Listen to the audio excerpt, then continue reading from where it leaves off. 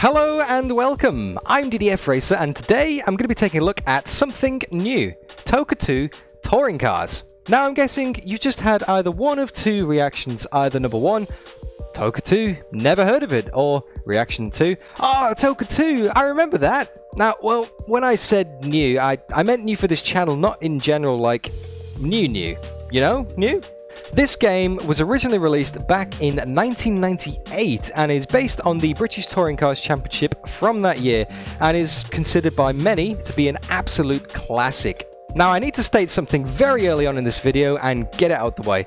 I've never played TOCA 2 before, so I don't have any feelings of nostalgia towards it. Although I did grow up watching the BTCC on the BBC on Sunday afternoons courtesy of Steve Ryder, so there is that. Now obviously by today's standards, this game might be a little bit dated, but at the time, it was the pinnacle of sim racing. The graphics were the best out there, it had a very detailed damage model and car setup options, a full weather system, and also the actual tracks and cars from the 1998 British Touring Car Championship. Now if you're too young to realise exactly what that means, or maybe the 1998 BTCC just passed you by, then I'd suggest pausing this video right now and doing some research. Aidan Millward says it brilliantly in this video, but in a nutshell, it is considered to be one of the golden eras of touring cars. The cars are just spectacular, even if they don't sound like it. I mean, Nissan Primeras, Vauxhall Vectras, Peugeot 406s, just come on guys, trust me. And when you take them to places like Brands Hatch, Knockhill, Donington and so on, it's just bound to be pretty good fun. So yeah, I think it's time we get stuck in and see what it's all about.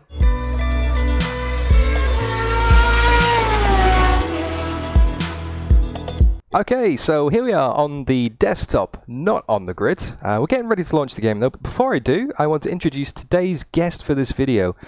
Ed Trevelyan-Johnson, how are you, mate? Fine. Reasonable. Such enthusiasm to be here. It is great to have you, mate. Just generally helping out with the, my video editing and production, and just being a massive help to the channel, so just thanks for that. But for over a year now, you've been harassing me to try TOCA 2, so... Yeah, it's taken you a very long time to get to it. I believe over a year. Yeah. Of course, you remember this game from your childhood, but I've never actually played it before, so what should I expect? TOCA 2 was kind of a conduit to motorsports for me. My dad was very into motorsports, and I don't think I really made it through very many Formula One races when he'd sit the whole family down. But then we got a computer that could run a game, and he got the wheel to go along with it, which I think was a Microsoft Sidewinder. So I don't think you feel any detail in the road or whatever. It's just got a centering kind of effect. And yeah, it was very immersive. It got me into the real championship somewhat. So when you say the real championship, obviously this game is based on the 1998 British Touring Car season. Did you attend any races when you were younger? Did you get a chance to go and actually see these cars in person? Yeah, just once. I went to see the BTCC at Thruxton in 1999. It was a lot of good fun. It was probably the best live race I've been to, although I don't really remember too clearly what happened. Yeah, because that's the thing about these BTCC cars. They're always pretty close together. Like, the racing was known to be just incredible. Like, really close fights. And you had some seriously big names in there, like Nigel Mansell, I think, was racing at the time as well, like after his Formula One days. Yeah, I think he did a little bit. I'm not sure he did a full season, but he did some with Ford. I have a stronger memory for the Nissan Primera than the other cars. I remember the Volvo as well. I'm quite excited to give this a go. It sounds great. It runs great. I'm surprised I could even get it working with my wheel and my Windows 10 setup, but hey, it all works. And it's amazing, isn't it? Yeah, modern technology is fantastic, and you can see it as well on the stream, and you're going to join me as I go and try it out for the first time now. So let's go and have a look at that, shall we, mate? Let's do it.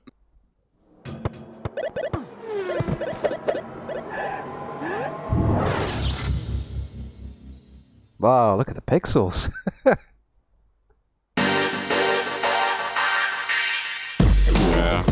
this is it. This is a really good trailer, actually, considering the current benchmark. Check out the music as well. You don't get drum and bass like that anymore, do you? Yeah. Proper. This is a really great trailer. I haven't watched it, the full thing, for a while. It's taking you back, eh? Yeah. Well, these are... I mean, they've used something like whatever the equivalent of Blender was back in the day, or some 3D renderer to make this. It looks great. Yeah. What software they're using? Awesome. Check that out. I'm seriously impressed. Nice. Do you reckon you could do this sort of beat on your keyboard on a loop? I could certainly try. Should we do a single race? Just get the feel of things? I'm going to sit here quietly and judge you for what car you choose. Now, obviously, there are a lot of cars you can choose from here. But so we're currently selected on the Ford Mondeo, the Volvo S40, got the Vauxhall Vectra, the Audi A4, the Honda Accord, that's backside the list, Nissan Primera, Peugeot 406, and the Renault Laguna.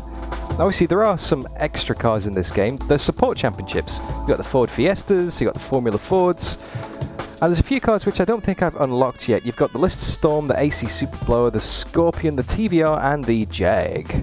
I've got a feeling you want me to pick the Nissan, Ed, for some reason. Hey, it's your game, man. As I said, I'm just going to judge quietly. If I was going to rule one out early, I would say it's the Peugeot. But this is just I'm living vicariously through my child interpretation from 1999 of these cars. Yes. So I go mostly off looks and colours. I think the Mondeo is a nice sort of. It looks very well presented. I like the bodywork on it and stuff like that. But the Peugeot is a bit of a. Looks like a bit of an old nail. Yeah, I see what you mean. Yuck. I think I'm going to go for this one though. I'm going to go for this. I'm going to go for the Mondeo. So okay, let's select this. So disappointed. Snetterton, there we go. That sounds good. I want to see if you find the shortcut that I used to take.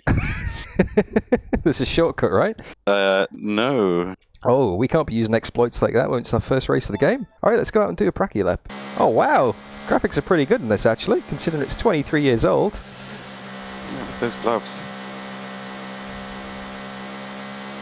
Now, I'm not entirely familiar with this layout of Snetterton. This is the older one, which is Thanks, Daniel. Just want to remind you to keep the tyres, warm the tyres up pretty slowly on the outlap and just have a nice drive. Just get up the temperature and see how you do. Good luck. Oh, excellent. I want to see you off the second a little bit less than that one. Whoa! Whoa! Engineer on the radio there giving me some tips about how to drive the car and immediately putting me in the fence. Safety car boards and flags, safety car boards and flags. Code 80 in 5, 1, 3. Oh, wow, okay. So it doesn't actually give you a warm-up lap. No, it just puts you straight into qualifying. Straight into qualifying. Nice lap, man. Oh. Well done. Oh, I'm not even in the top 8. There's some familiar names here, though. Look at that. David Leslie, James Thompson, Rickard Rydell, Jason Plato, Anthony Reid, Alan Menu, John Cleland, Paul Radish, of course. Yeah. Paul Radish? Radish, yes. Radish. Looks like we're starting 16th. The setup, very important, Dan. Wow, okay, wow, actually. The only reason why you had any problems in qualifications is because you didn't touch the setup. I didn't. This is a serious game. I mean, considering the fact it is, like I said, 23 years old, the options that you've got here are just insane. Like downforce, gears, suspensions. Which, do we know which conditions we're going to have in the race? I think it's going to be dry. So what do you reckon? Take some downforce off? There's a lot of straights here at Snetterton. If it rains, you might be in trouble, but yeah. This is where we need Nick Dealey. We need Nick, the engineering wizard, to help us out here, mate. Yeah. Let's get stuck into the race then. Let's give it a go, right? Let's do it. I say let's. I mean, I'm sitting here on a laptop watching you. So let's you do it. Let's you do it. Come on, Nissan. Come on. Sorry, come on, Dan.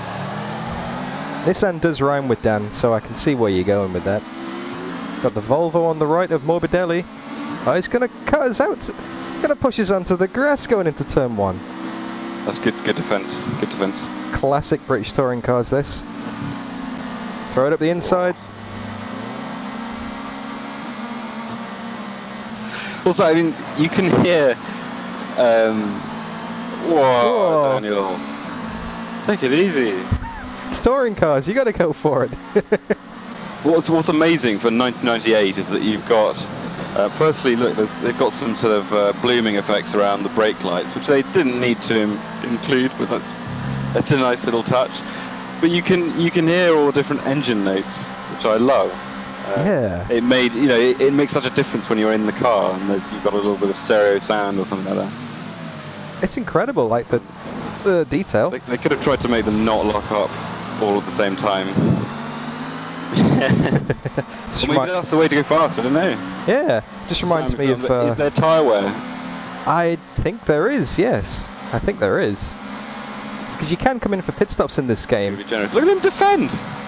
And something I've noticed as well, actually, is when you do have a pit stop... Whoa! Slidey through turn 1 there, wow! Well saved.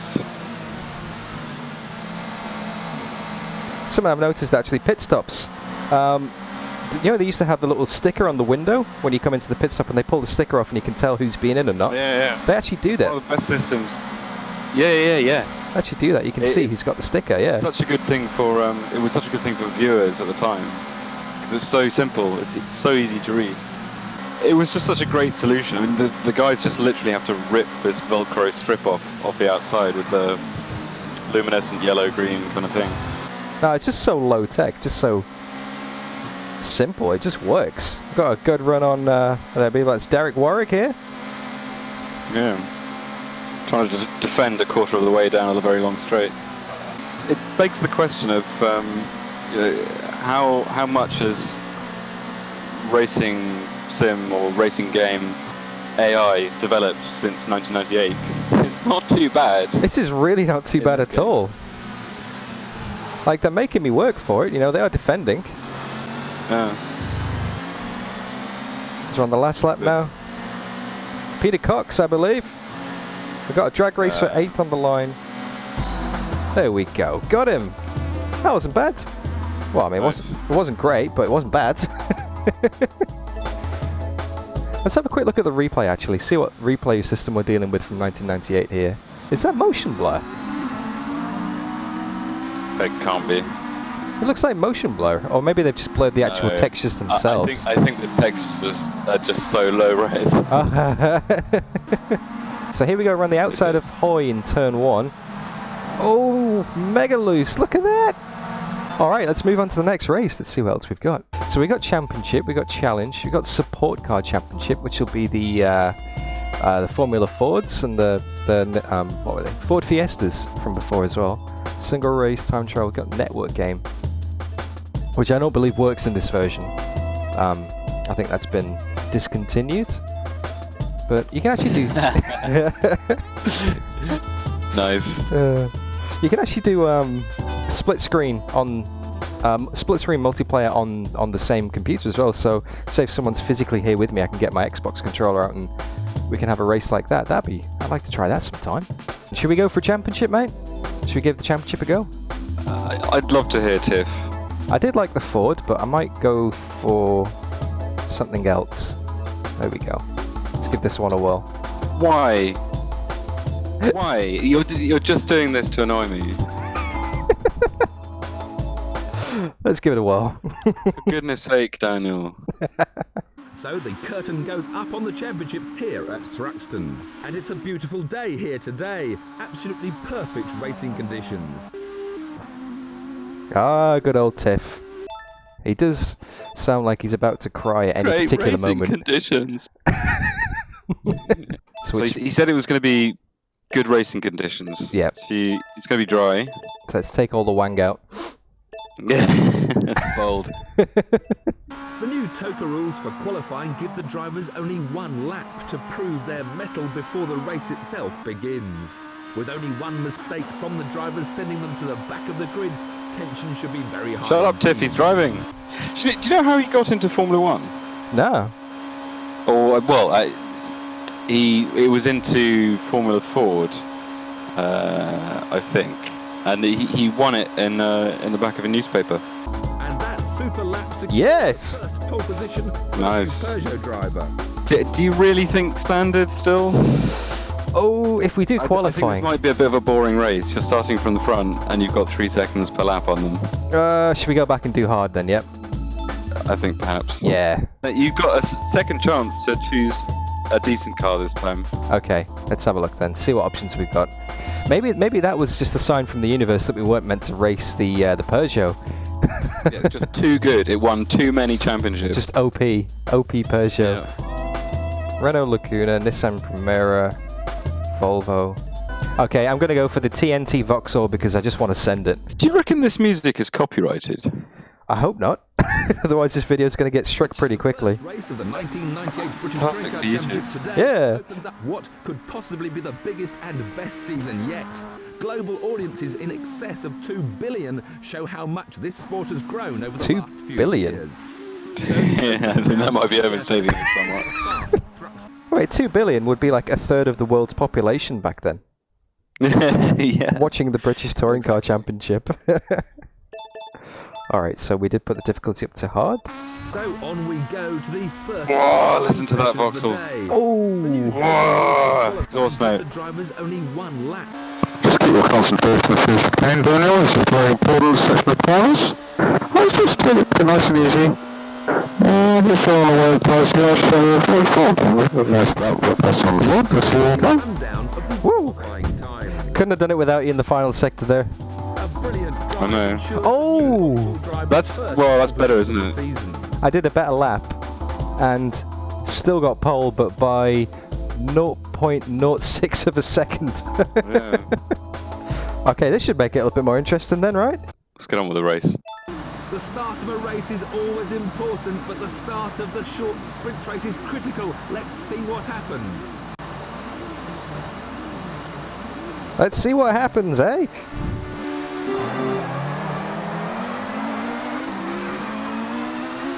Wheel spin.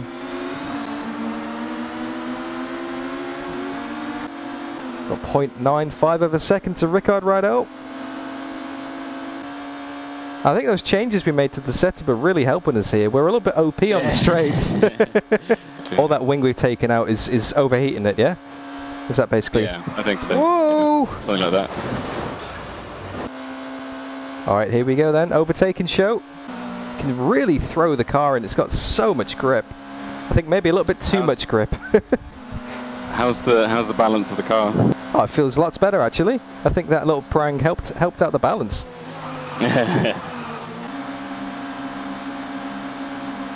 Whoa, yep, you can definitely feel it there. When you get to the top speed, the rear just wants to spin round.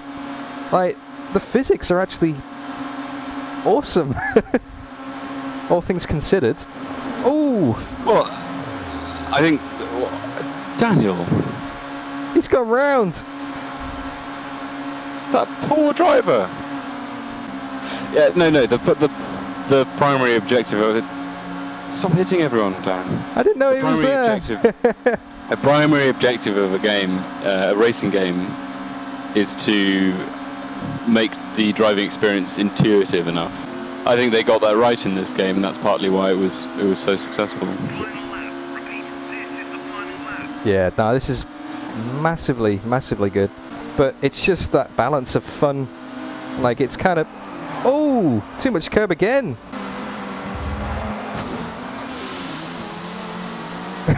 Mamma mia.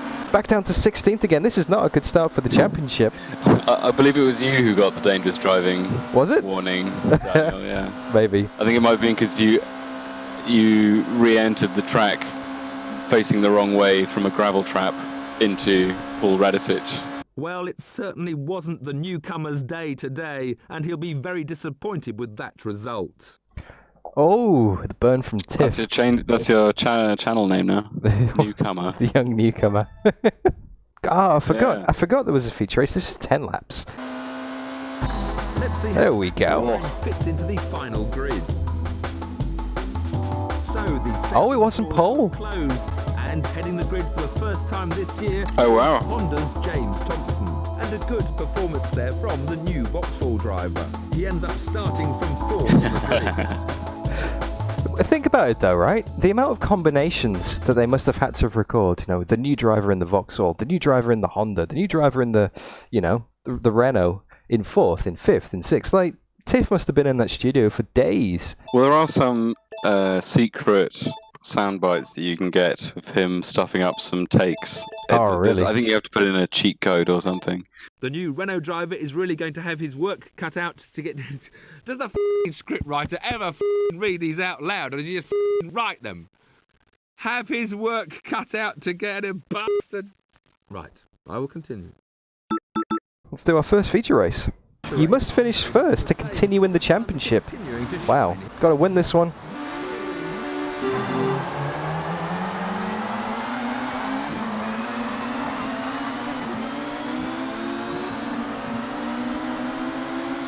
Whoa! A wild Renault That's a bit appears. strong. That must be Plato.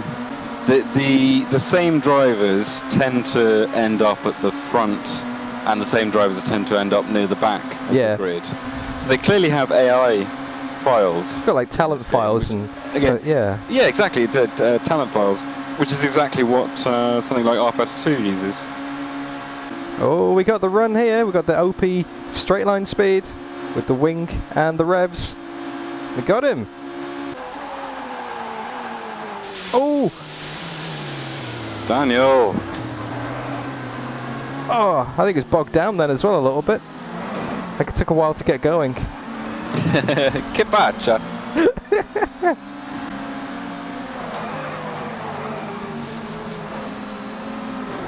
Oh, Nice pass. that was, Nice pass, Daniel. I would have thought you put more of a fight than that. Oh, you managed to brake for that one. I did. I'm proud of myself. Hey. Well done. There we go, into the lead.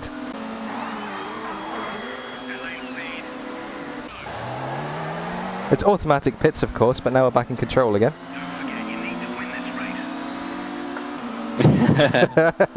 No pressure. This is actually quite engaging, you know. Like you get into the flow of the race. Like with the sprint races before, it was like, yeah, it's only 3 laps, you know. Oh, oh, The AI is incredibly impressive. yeah. Especially for the time. You can go back about 10 years or whenever Gran Turismo 5 came out, which is another one I spent quite a lot of time on. And the AI in that, they're like a caravan. They go in a straight line and they don't really move around too much unless they're in different classes. Yeah. So you get this procession, like a funeral.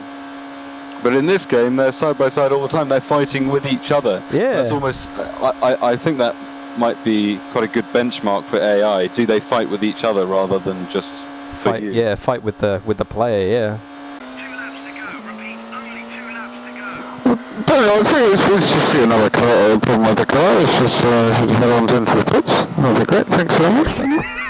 I'm just going to change the tyres this time. Oh, you want? Oh, there's a problem with they got a puncture or something, yeah? I do. I think we've got 4 punctures actually, Daniel. So as soon as you do come on change those Nissan New 6. 4 punctures. Okay. Thanks very much, Daniel. Okay, pick confirm, 4 tyres.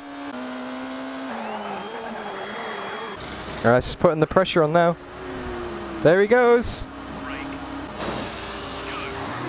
I don't think we're going to do it. Thanks for that, Daniel. Let's just repair the damage. That's everything.